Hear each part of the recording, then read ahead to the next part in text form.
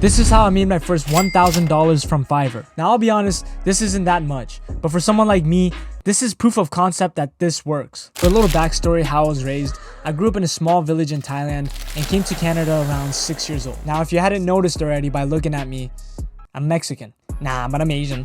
So of course a priority for me growing up has always been school. I suck at school.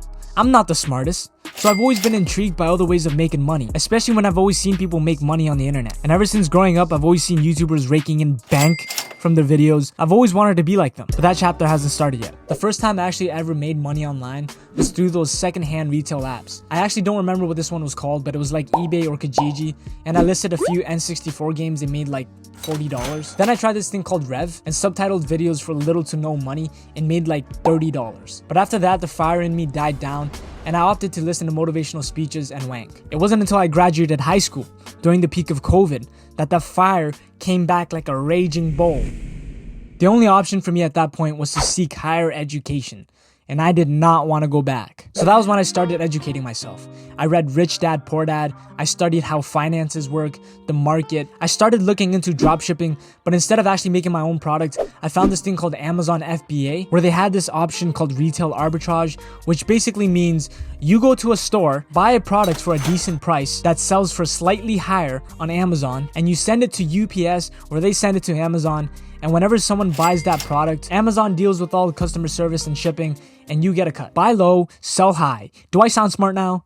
No, probably not. But the hardest part about all of this for me was shifting my mindset from that of a consumer to a producer. The way I thought was still the same mindset I was raised with. I was actually afraid of trying all of this and taking risks because I cared too much about what people thought. I didn't have a very entrepreneurial mindset, so I ended up going to college. But quickly I dropped out because I realized I couldn't afford flying planes. But I also felt like there was something more out there. That's why I started this YouTube channel. I wanted to document my growth as a person and have a creative outlet for me to spill my thoughts on. But still, I couldn't escape my old way of thinking, fell back into bad habits, and crawled back to university to feel safe, comfort, and to look like I know what I was doing. But after a year of that, guess what? I dropped out again. My higher purpose was calling me. I still couldn't put my finger on it, but I knew something was reaching out. I knew my biggest problem at that point was trying to change my mindset and instilling a new mentality into myself. So for the next year, I decided to dedicate myself completely to boxing.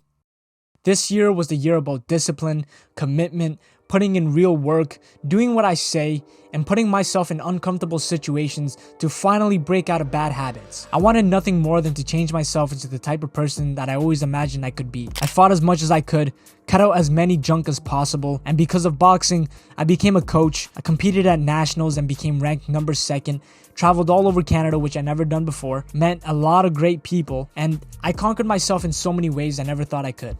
It was also this year I started video editing for others and got my first few orders on Fiverr. Bro, can you believe I started at $15 a video? I've been able to slowly increase it to $100 now, and I also expand my portfolio and clientele base. But damn, $15. August 2023 was when I signed my first ever client outside of Fiverr. It wasn't for $1,000, but $600. Which was still the most I've ever made in a single sitting. At the same time, orders were coming in left and right, and I couldn't keep up as a single freelancer. So I've had to reach out to other freelancers for help. Now it feels like things are going pretty steady, and I just have to keep putting in the work. My mindset has definitely changed. And even though I still have a long way to go, I'm finally starting to see some amount of progress on all the work I've done. I still have a long way to go, but if there's one thing that's been consistent in all of this, besides me failing, is persistence. No matter what it is that you do or whatever that you're working towards, it's all about being persistent with your goals and showing up every day to work. Being consistent, putting in all the work even if only a little. You can't control most things that happen to you.